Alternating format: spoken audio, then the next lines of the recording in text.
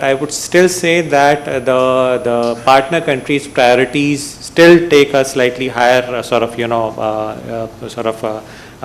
priority in terms of the sequencing.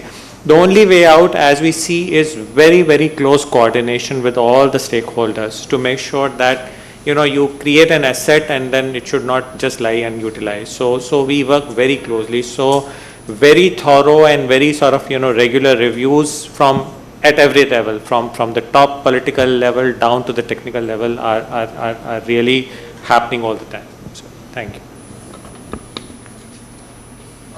Quick response. We have been, as part of the Forum of India Development Cooperation, we have been discussing these enabling environment kind of issues. And when Ambassador Sinha himself was the secretary and chaired FIDC, we made certain suggestions about creating modalities in which civil society and academic institutions in India could work parallel to and in complementarity with the official mechanism of cooperation. There is also on record recommendations made by us around changes that our income tax regime requires. Our income tax law says a non-profit activity can only be done in India. So even our large philanthropic foundations, some having assets, like Tata Trust is an example, it partners with Government of India all over the place. There are triangular partnership between Gates Foundation, Tata Trust and Government of India for domestic work. And I'm sure many of them, including Reliance Foundation or Premji initiatives, all these would be happy to work internationally as well, provided this income tax law was changed. Thank you. Well, thank you very much. We come to the end of the session. We have already sort of eaten into the next session's 15 minutes.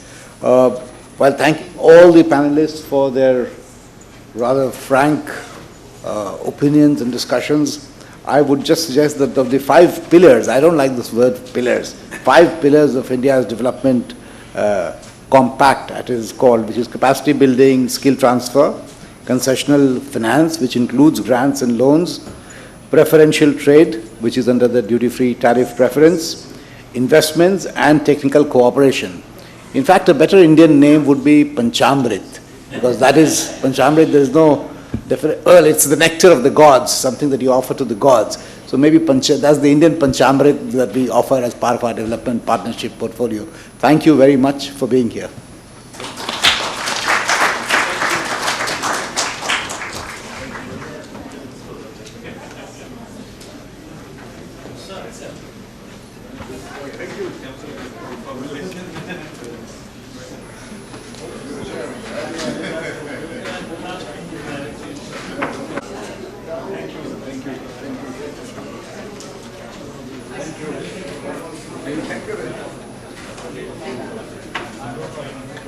Settle down. We would begin the next session. Somebody has left one's room key here. I do not know if anybody would like to pick it up.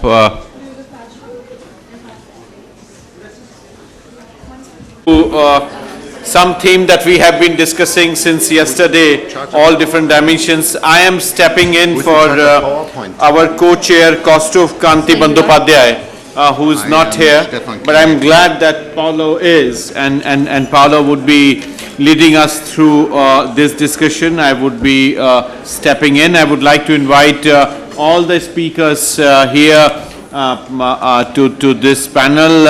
Ambassador Pickrell, please come.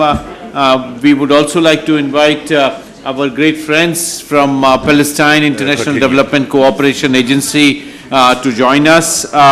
As you recall, we have been discussing plurality and heterogeneity within South-South cooperation. So I would first like to ask my chair, Mr. Paolo Esteves from the BRICS Policy Center. He's based in Germany now. So Paolo, you have the floor. We would start the format is fine. Yeah, so just Good morning or afternoon. fine, sir. Is everybody ready? Okay. Let's get started. We have this section on the session on plurality and heterogeneity, perspectives from South-South and triangular development cooperation.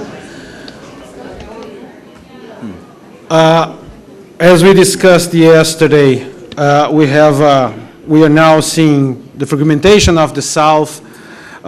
We are seeing the multiplication of modalities of South-South and triangular development cooperation. And this is something that very often we say that should be nurtured, but at the same time offers to us a set of challenges that we have to address.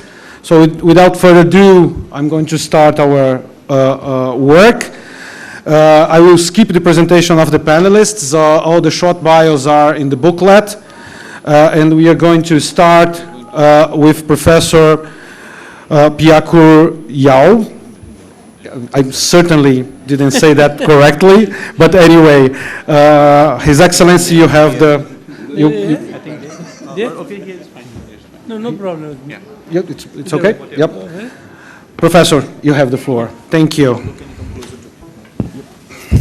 Thank you. Thank you, Mr. Chairperson, Co-Chairperson. 5-6 minutes? Okay.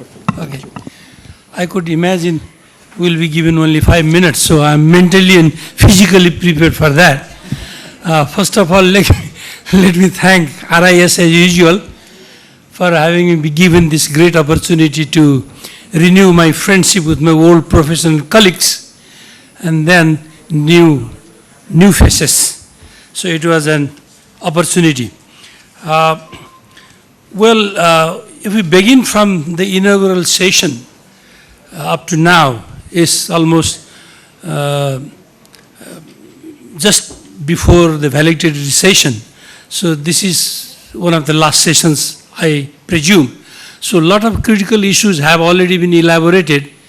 I would see some repetitions in critical issues that we are very much interested in theoretical perspectives, elaborating the new developments on SSC and TDC, etc., etc. So my role for 5 minutes would largely be not making a critical appraisal of the situation, but working as an editor of forthcoming proceedings, So I will try my level best to summarize what has been spoken. The level of participation, is so high. Most of the presentations have already covered the critical areas. So I will try to comprehend some of the cross-cutting issues which was discussed during 1.5 days. The mission of southern countries is to help each other. We expect sharing technical and economic knowledge and skills. It was different method of cooperation because it is not only the traditional North-South alliance, but also the clear-cut modality, SS cooperation and solidarity. Therefore, there has been satisfactory development during BAPA plus 40 since 1978. A lot of things have already been spoken on that. If you look at the chronology of Delhi process that began in 2013, we could see distinct development. Initially, it was more or less, as every one of us are aware, if we go through the concept note that was already distributed in advance. The first Delhi process that began in 2013 was more or less exploratory, which conceptualized Forum for Indian Development Cooperation.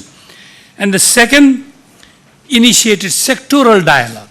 This was a great development, established NEST, South Asia's contribution, South Africa's contribution, China's contributions, and Brazil's contribution was most significant in this particular initiative. The third conference, 2017, focused on triangular development cooperation. So outcome was in our hand yesterday. We had 2 different development cooperation review.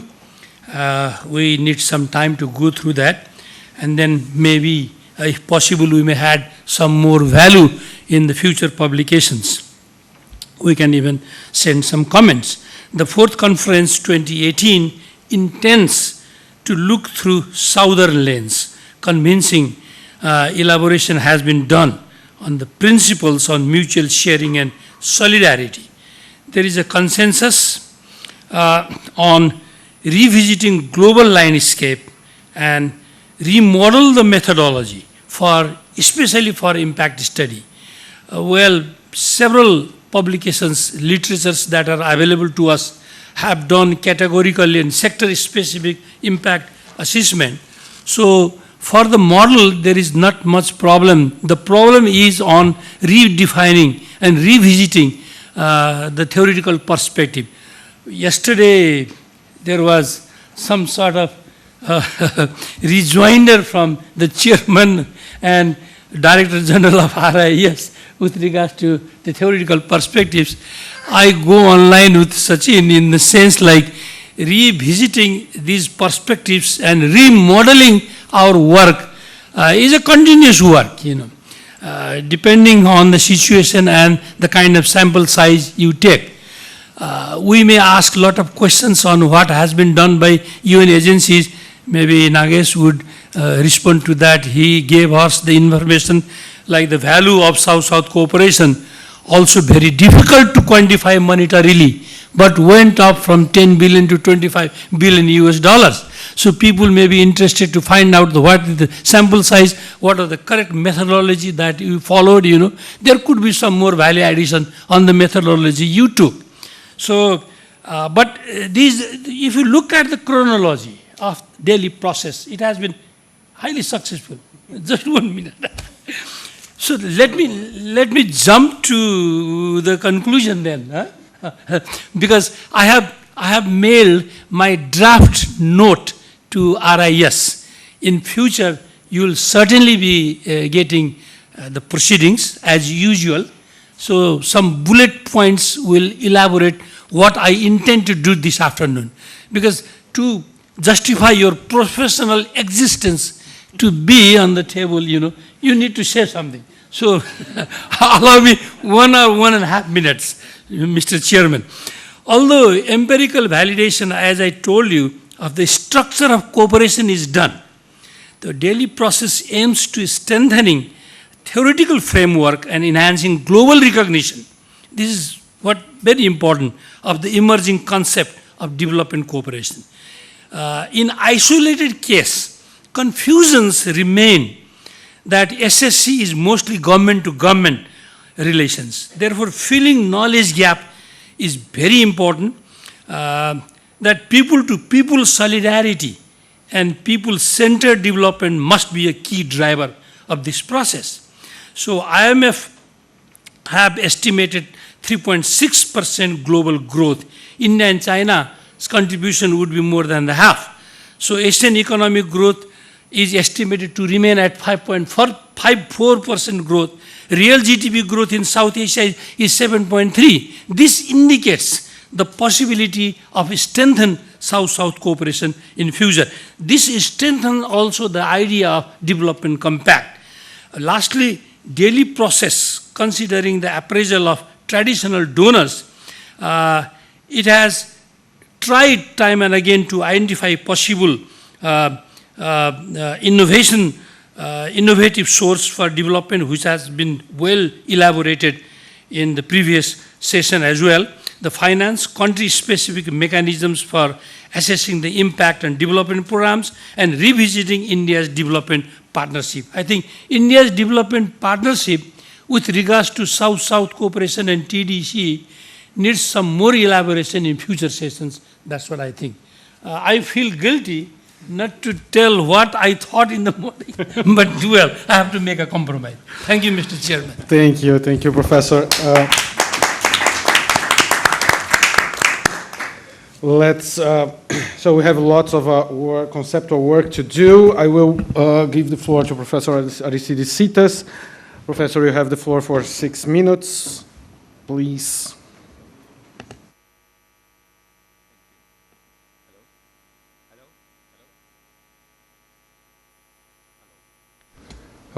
Hello, yes. Okay, 7 sound bites from me. From my role as steering the South African BRICS think tank and the Track 2 institution, that is the think tank and the academic fora of BRICS, in relation also to civil society, which is Track 3, and Track 1, as we all know, working closely with us, I have these 7 kind of observations to make. First one, BRICS and our initiatives receive bad press in the North, constant bad press.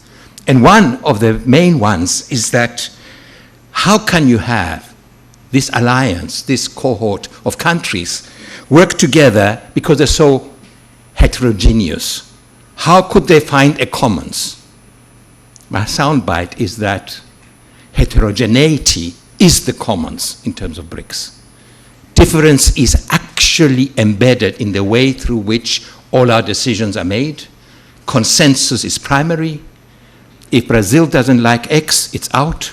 If India doesn't like Y, it's out. And so we learn from each other how to proceed in defining a development